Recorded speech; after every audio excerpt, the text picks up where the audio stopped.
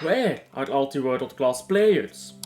Who can name me 5 world-class strikers in 2024? I'll go first with 2016, just to prove it can be done. Harry Kane, Robert Lewandowski, Cristiano Ronaldo, Karim Benzema, Luis Suarez, Antoine Griezmann, Ibrahimovic, Aguero, Alexis Sanchez, Cavani, and Aubameyang. That was 11 world-class strikers off the top of my head. But to name 5 world-class strikers in 2024, I simply can't. This lack of talent is seemingly only becoming worse and worse. Defenders are the least affected, as defensive systems easily cover the inability of inferior defenders. But quality midfielders and strikers seem to be rare as diamonds. So why is this? Maybe the most important thing to mention here is what is not the problem. The problem is not that modern football rules favor physicality. I have done an entire video on this, but this is separate from the absolute lack of world-class talents. Whilst modern rules degrade the need for technical ability, it does not prevent players from being world-class through other means, such as their finishing, speed, or strength. But they're nowhere to be found, and here comes the issue. Let's take Manchester City's Academy as a first example. Often noted as the best academy in the world, producing unbelievable talents left and right. But have they ever produced a player that doesn't play in midfield? Man City is obsessed with a particular style of play. All of the kids play it, all of the seniors play it, all their life, a system that must be followed from day one to retirement. You can never create a pure striker like this. Strikers do not thrive on systematic football. Strikers thrive on chaos and disorder. Man City can never produce a world-class striker because they focus on a strict system that requires midfielders. Man City's academies might as well be 10 midfielders and a goalkeeper. The midfielders they produce are brilliant, but there's no strikers, defenders or wingers. An academy that produces only one position is a failure. So let's pan over to a different club.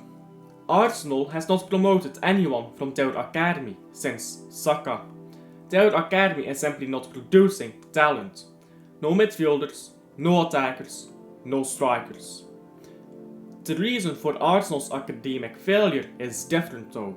Man City focus all their time and effort on skills that are only really relevant to midfielders. Arsenal meanwhile don't focus their time or resources at all. There is a lack of interest in their own academy. Arsenal would rather buy players that could become great, rather than spend millions on an academy that may not produce satisfactory talent in the correct position. Then what about a different club again? Let's go to Manchester United. Man United had recently promoted quite a few talents, including the most notable Kobbie Mainoo and Alejandro Garnacho, 2 players in completely different positions. And although I am not fond of Garnacho's game, I recognize his ability to become great at football and what the current rules of the game are. But that is, for the moment, all it is. Potential. Kobbie Mainoo makes for a more interesting conversation. At only 19 years old, Mainoo is already an excellent midfielder, yet he's also not world class yet. Wait a minute, are we criticizing 19-year-olds for not being world class yet? No one is world class at 19. Except for Lionel Messi, Cristiano Ronaldo, Michael Owen, Lamine Yamal, Gareth Bale, Wayne Rooney and... I can go all day, let's not even play this game. Yes, great talents with potential are coming out of United's academies, but as it stands, they are not world class yet. There have been no world class players out of England's academies since Phil Foden and Bukayo Saka. That is 2 players.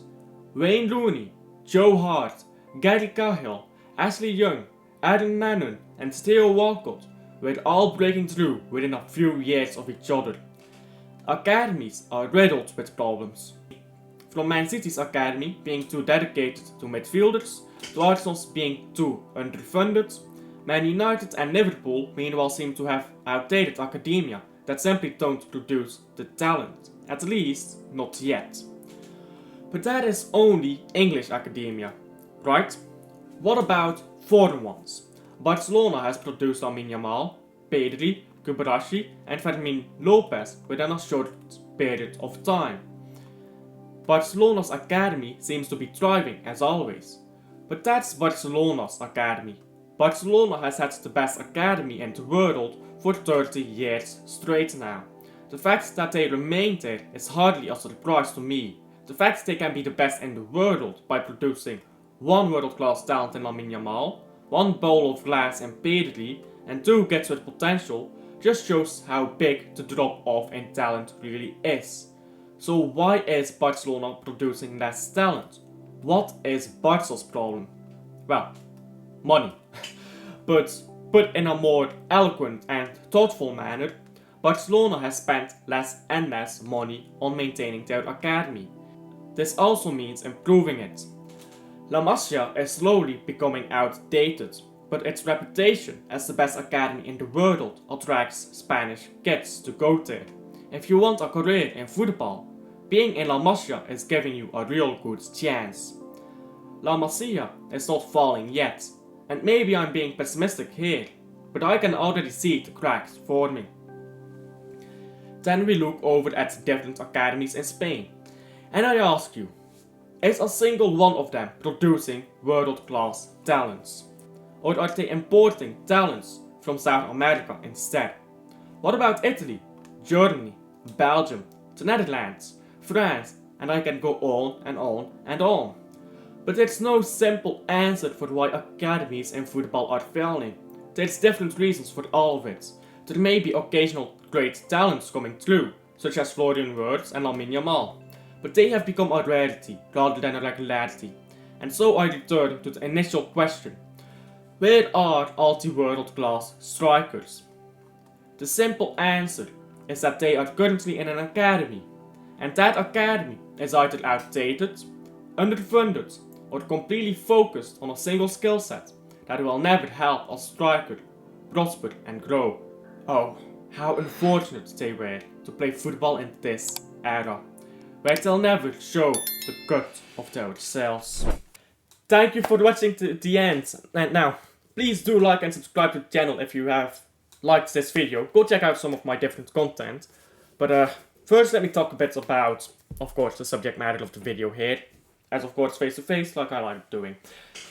As you can see, I'm not very optimistic here with the world state of academia and football. I could do an entire video on why Belgian academies specifically are failing. Like, take Club Rouge for example. We have produced so many failed wonder kids over the past 5 years. It's actually insane. Where do all these failed wonder kids keep coming from? I have no idea, but I can talk about this stuff all day, but this is the type of stuff that sometimes I think, isn't this kind of becoming boring? Like, take the Manchester City is cheating fucking stuff. Are people not bored of that yet? I can't sit through that anymore. Like, oh, City is cheating, this, that. Oh, they had a shady deal with Alvarez. Are you actually still interested in talking about that stuff? I feel the same way about this academy stuff, about Man City's cheating stuff. I find it difficult to remain interested in talking about this stuff.